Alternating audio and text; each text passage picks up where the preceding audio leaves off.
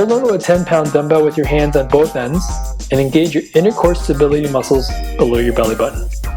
Then, lunge backwards with your right leg, performing a wood chopping motion with the upper body and arms turning only your torso. Push back up with the right foot to the start position. Repeat this for 10 repetitions, doing 3 sets for each side. This exercise is excellent for strengthening your ankle and developing better balance and proprioception and more optimal neuromuscular activation patterns after an ankle injury.